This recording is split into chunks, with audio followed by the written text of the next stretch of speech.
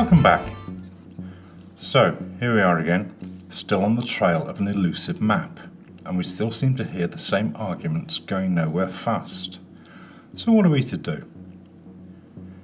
As I've mentioned a couple of times, we don't need a map, but it's a nice thing to have. And anyone who's taken a mild interest in the matter will probably have seen enough maps to last them a lifetime. I also recall saying that none of us, myself included, are likely to go out and create a new map of the world anytime soon. But of all the maps that are kicking around, we can probably get a good idea of what's out there. So I'll cut to the chase. Back in episode 6, I showed why I think that the only maps that might help us are the circular maps, where it's back to the globe again. The dew line across the top of Canada seems to preclude all the flat maps that have the North Pole at the edge or at one of the corners. If you believe that the world is flat, I would suggest that the circular layout is the only one that gives us a start point. So let's pick this up where we left off. The circular layout seems to date as far back as 1781. That's the oldest reliable map that I can find so far, and it seems like as good a start point as any other. The layout seems to have a fairly consistent track record. So let's dig a bit deeper. I'm going to use Alex Gleason's map again, because it's still the cleanest map that I can find, and I think it still has a few more treasures for us to find. Aside from being a fairly clean map, Alex Gleason's map is also quite distinctive. That big red border around the edge tends to make it stand out from the others. And perhaps it's because it is rather distinctive that people tend to name this one when the circular map is called into question. You've all heard the disparaging remarks where people have variously referred to it as the Lil Peter Pan model or the Lil Snow Globe map, and presumably in some vain attempt to discourage people from using it. Before I go any further, I'd like to provide a caveat. I know there are problems with making a final map. 1/4 of the known world is effectively out of bounds. Many flat earthers still seem reluctant to accept any model, but we shouldn't let it deter us from working to solve as much of the puzzle as we can. Some people do prefer to have something to work with, and for that reason we look closer. Alex Gleason created his map at the end of the 19th century as the basis for a timekeeping device that he patented. I'll deal with the layout in detail in a moment, but I invite you to pause for a moment and think how many agencies use this layout already. There certainly seems to be something in it. It seems that many of the critics direct their objections at Alex Gleason rather than the layout itself. If anyone still thinks this map is so grossly wrong, I would challenge them to go and bang on the door of the United Nations and ask them why they have a Lil Peter Pan map for so many of their agencies. I recall saying some time ago that some men really do have a thing about size, and as such, do any of us really think any country would have allowed themselves to be portrayed as significantly smaller than they or their neighbours really are? It seems unlikely, so the UN map might be a fairly good indicator that we're on the right track. If we take a look at Alex Gleason's map, we can see that it was created as the basis for a timekeeping device that he patented in the 1890s. Unfortunately, it seems like the copy we have is the only surviving original, courtesy of the Boston Library. It's a little trashed, but if you do a patent search, it's fairly easy to see exactly what its purpose was. The map, which forms the central section of the chart, was created by one J.S. Christopher, but there seems to be no information available about this particular individual. Any claim that Modern College is a misspelling of Morden College, which is just outside London, is equally credible given that the map appears to have been designed in England and then printed in the United States. It's not unreasonable for the US printers to have assumed that Morden was a misspelling and to have made the correction themselves. In either case, Morden College was originally opened, quote, for the poor merchants and such as have lost their estates by accidents, dangers, and perils of the seas. So it's quite reasonable to conclude that whoever J.S. Christopher was, he or she is quite likely to have had some considerable experience of the oceans and the maps of the world.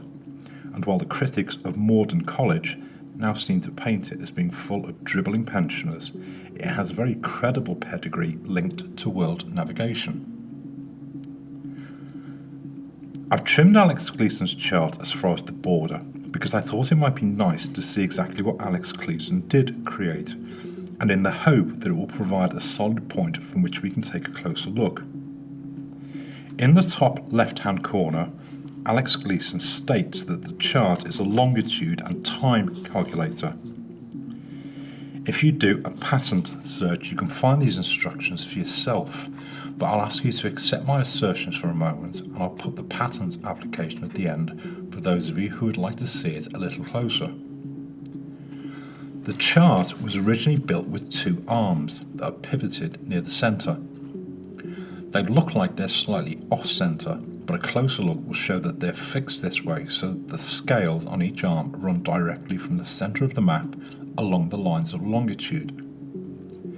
Essentially, both arms are the same, and each one has a scale that's divided into sections to represent latitude markings and working in both directions from a 0 point at the equator. Around the outside of the chart is a scale that shows longitude markers in 5-degree steps and longitude lines at 15-degree intervals. So the first function of the chart, to calculate the longitude for any location, needs that we simply rotate one of the arms so that the graded edge runs through the location that we're looking at. The exact location can then be read off the chart as a coordinate. By way of an example, let's suppose we use Philadelphia in North America. By rotating one of the arms round so that it runs through Philadelphia, we can see from the main grid that it stands on the 75-degree line. And by reading the latitude marking from the scale on the arm, we can see that it lies at a latitude of 40 degrees north. The full coordinates for Philadelphia are longitude 75 degrees west and latitude 40 degrees north. It really is that simple. The time calculator is just as easy, almost painfully easy.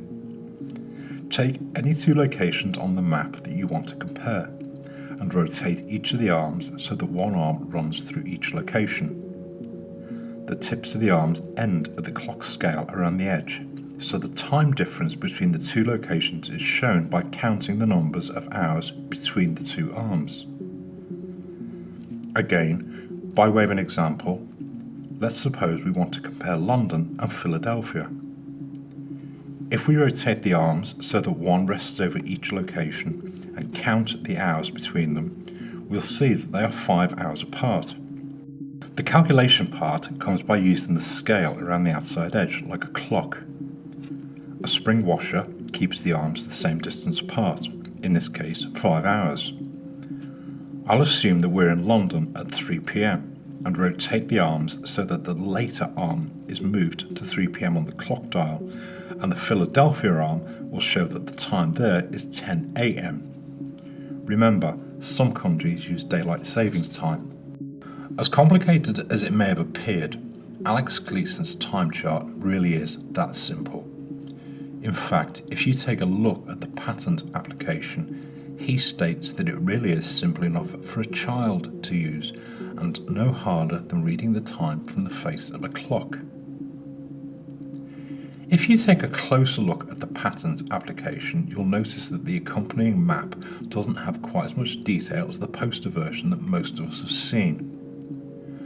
I can only hazard a guess as to why there's so much more information on the poster version, but given that no one else seems to have staked any claim to it, I'm inclined to believe that it was developed a little further when the poster version was produced to include some of the additional information around the main layout. Alex Gleason also seems to have been sufficiently satisfied that the entire layout was his invention to have placed his name at the top and to add the title that it serves as a new standard map of the world. As I said a moment ago, Alex Gleason's map is remarkable largely because it's quite distinctive. It seems that much of the opposition appears to be directed at Alex Gleason rather than the layout itself. So let's see if we can take some of the heat out of it and concentrate on the facts.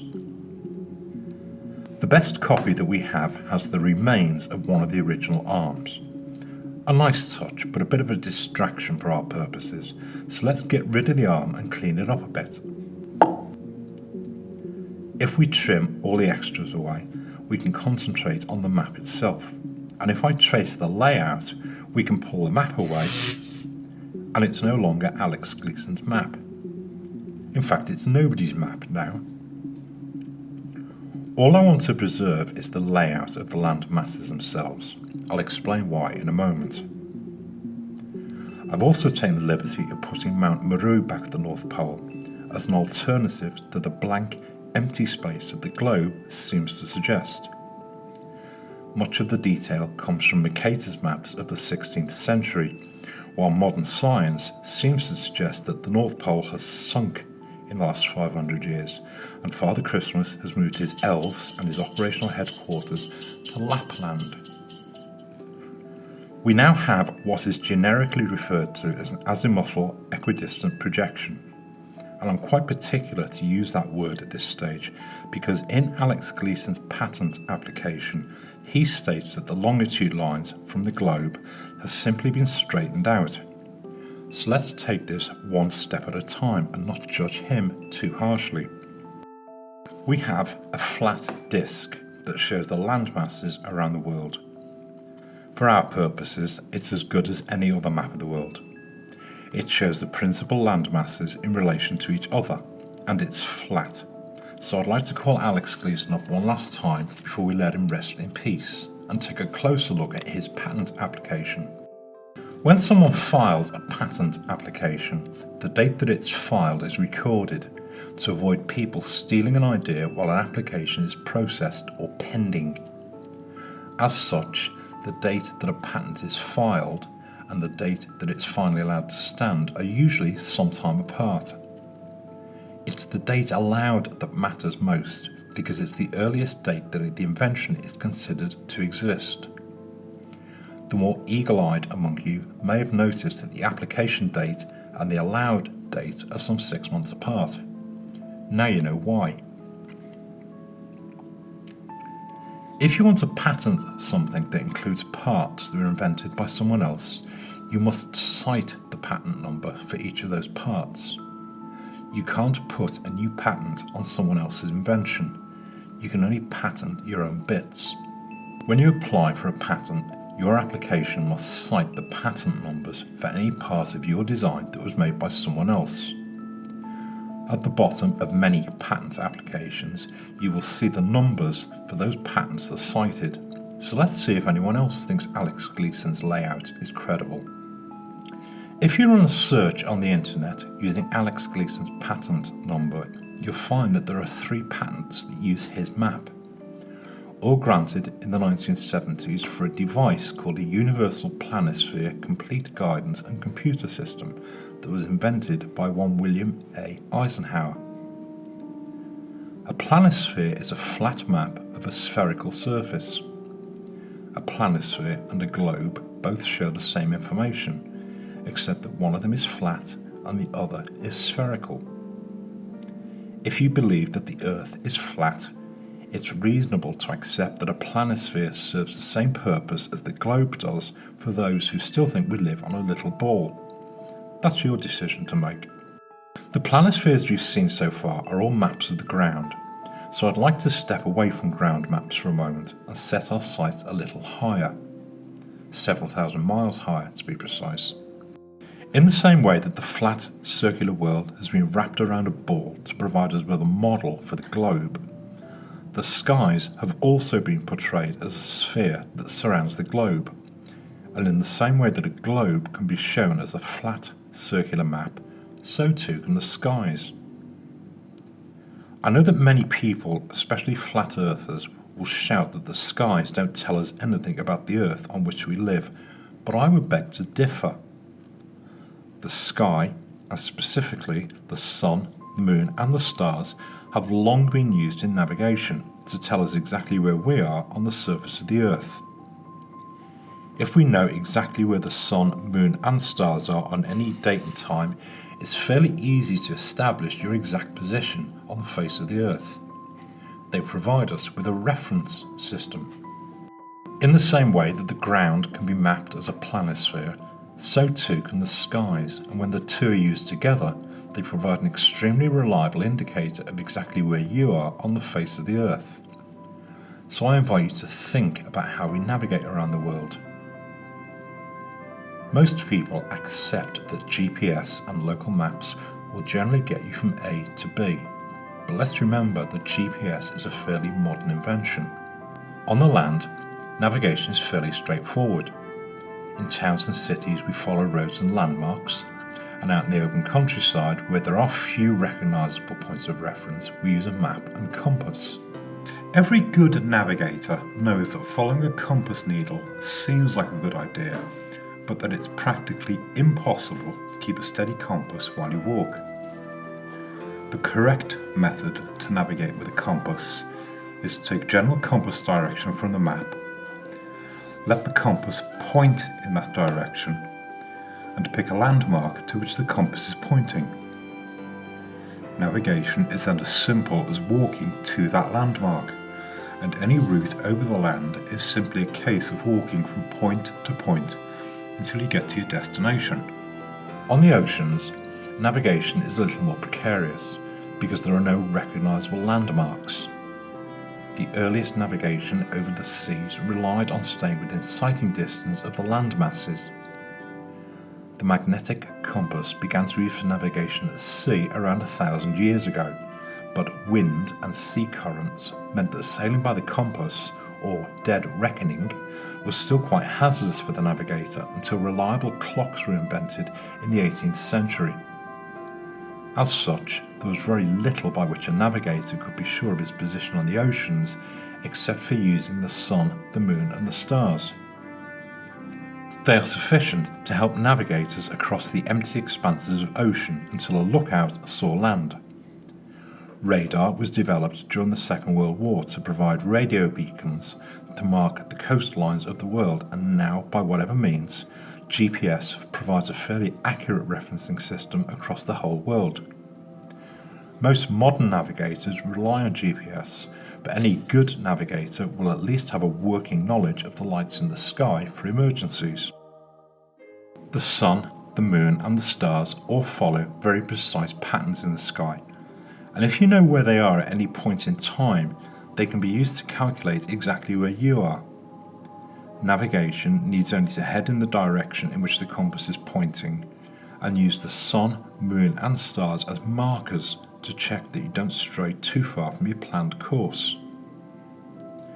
Knowing where each of them are for any particular time and date has long been calculated by the astronomical and naval institutions of the world, and to find where they are on any particular time and date we use an ephemeris. No, not a feminist, an ephemeris. An ephemeris is a detailed set of tables from which a navigator can calculate their position anywhere on the Earth. Unfortunately, and because the sky is constantly moving, it requires some 20-odd calculations for every single position, and hence the need for good navigators on the oceans. During daylight hours, navigation is reliant on the sun and occasionally the moon. At night, the stars provide so much more information, but the calculations are still subject to mistakes. So in 1975, Mr. William Eisenhower patented his Universal Planisphere Complete Guidance and Computer System. It looks rather complicated, so let's simplify it a little. Essentially, it's a series of discs that are riveted together so they can rotate over each other. The principal discs show the sun and the moon positions in the sky, and 2 discs show the principal stars and constellations in the night sky. Another disc shows the surface of the Earth and the principal land masses. If you look closely, you'll recognise the land masses match those that are shown on the familiar AE map. In other words, the AE map and its relative proportions are considered to be accurate enough for the purposes of world navigation. Despite this only having been invented in the 1970s, this navigation tool became obsolete when GPS was rolled out in the 1990s. It did go into production for a short time, but I was only able to find one that is still in existence. The plans here can be found on the original patent application, but they don't do it much justice, so I figured it might be nice to see what a real one looks like. It measures 16 inches across, so as you can probably imagine, it doesn't contain, nor does it need to show, any inland details. For all practical purposes, it needs only to show the coastlines of the world continents. Remember, ships stop when they reach the land. For anyone who takes a moment to look at the patent application, you'll read that it can be used to show which lights in the sky are above which points on the Earth, and conversely, which points on the Earth are below the various lights in the sky. It shows what the sky looks like from the ground. So, in closing, the flat, circular map of the world seems to have a fairly reliable track record for the purposes of navigation around the world when coupled with the lights that we all see in the sky. Given that 1/4 of our world is still effectively out of bounds, this is certainly not an assertion by me that this is what a full map of the world looks like, but it does seem to add one more piece to the puzzle. If you believe that the world is flat, I would suggest that the flat, circular layout provides an accurate indication of how the various continents are placed in relation to each other, but that's your decision to make. The lights in the sky can tell us nothing in themselves of the shape of the Earth, but they certainly do provide us with a reliable reference system. Perhaps the lights in the sky have more to tell us. Thank you for listening.